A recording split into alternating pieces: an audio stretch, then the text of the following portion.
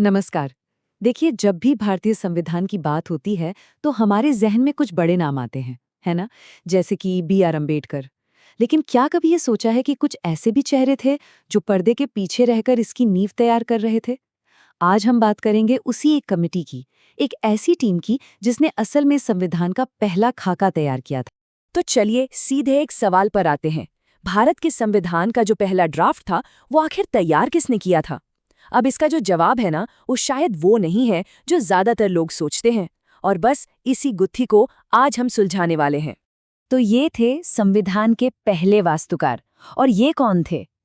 ये थे कांग्रेस की विशेषज्ञ समिति। जी हाँ, एक ऐसी टीम जिसके बारे में बहुत कम बात होती है। ये वो लोग थे जिन्होंने संविधान बनाने का पूरा रास्ता तय कर दिया था, और वो भी तब जब संविधान सभा की पहली मीटिंग तक नहीं हुई थी। तो आखिर ये कांग्रेस एक्सपर्ट्स कमेटी थी क्या? देखिए, इसे कांग्रेस पार्टी ने 8 जुलाई 1946 को बनाया था। और मजे की बात यह है कि उस वक्त संविधान सभा के चुनाव चल ही रहे थे। मतलब पहले से तैयारी हो रही थी। इस कमेटी का काम था आगे की सोचना। संविधान सभा के लिए जो भी जरूरी कागजात, जो भी ड्राफ्ट्स चाहिए होंगे, वो सब पहले से तैयार करना। ये वाकई में एक बहुत बड़ा और दूर की सोचने वाला कदम था, ताकि जब संविधान सभा बैठे तो काम फौरन शुरू हो सके, कोई देरी ना हो। तो ये थी विशेषज्ञों की टीम, वो दिमाग जिन्होंने संविधान को आकार दिया। अब सवाल ये है कि आखिर इस टीम में कौन कौन शामिल था? कौन थे वो एक्सपर्ट्स जिन्होंने हमारे संविधान का पहला नक्शा तैयार किया? कुल मिलाकर 9 सदस्य।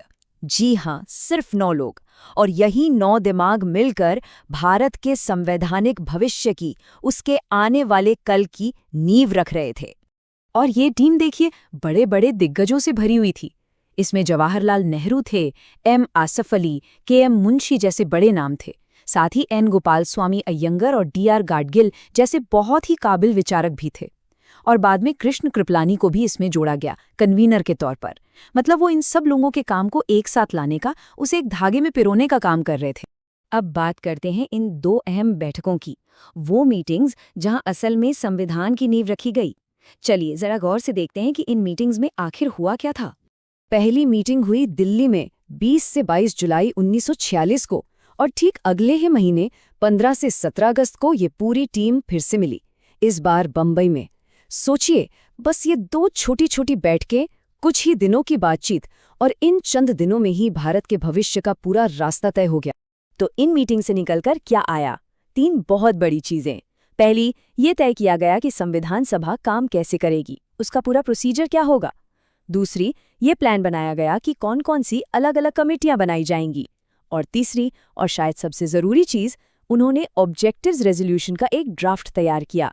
यही वो संकल्प था जो आगे चलकर हमारे संविधान की आत्मा, उसकी जान बना। तो अब आते हैं असली सवाल पर। इस कमेटी की विरासत क्या थी? इसका असल में असर क्या पड़ा? क्या इनका काम सच में इतना जरूरी था जितना हम कह रहे हैं? तो फिर से वही सवाल, इस कमेटी की असली अहमियत क्या थी? क्या ये सब बस एक शुरुआती तैयारी थी, या इससे कहीं बढ़कर कुछ था? अब इस सवाल का जवाब बड़ी दिलचस्प जगह से मिलता है, एक ब्रिटिश संविधान के जानकार ग्रैनविले ऑस्टिन से। उनकी रिसर्च ने इस कमेटी के काम पर एक नई ही रोशनी डाली है। ऑस्टिन ने क्या लिखा, जरा सुनिए।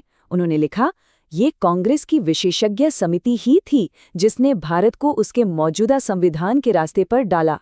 जरा इस लाइन का वजन समझिए। उन्होंने ये भी बताया कि इस कमेटी ने जो संकल्प पत्र तैयार किया था, वो बाद में पेश किए गए ऑब्जेक्टिव्स रेजोल्यूशन से लगभग एकदम मिलता जुलता था। ये कोई छोटा मोटा दावा नहीं है, ये तो एक तरह से इतिहास को देखने का नजरिया ही बदल देता है। ये दिखाता है कि हमारे संविधान की आत्मा तो संविधान सभा के बैठने से पहले ही तैयार हो चुकी थी। यहाँ पर हम सीधा कनेक्शन देख सकते हैं।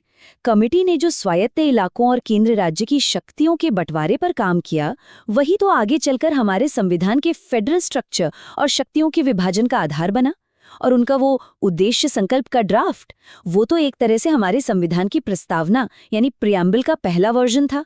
मतलब उनका काम कहीं गया नहीं, बल्कि वो हमारे पूरे सिस्टम की बुनियाद बन गया। तो चलिए आज की सारी बातचीत को कुछ पॉइंट्स में समेट लेते हैं। पहली बात, कांग्रेस एक्सपर्ट्स कमेटी 8 जुलाई 1946 को बनी थी।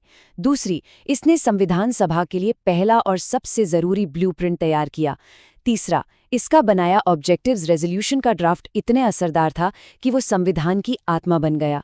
और आखिर में, भले ही ये कमेटी गुमनाम रही, पर भारत को उसके संवैधानिक रास्ते पर लाने में इसका रोल बहुत ही अहम था। और जाते जाते एक सवाल छोड़ जाते हैं।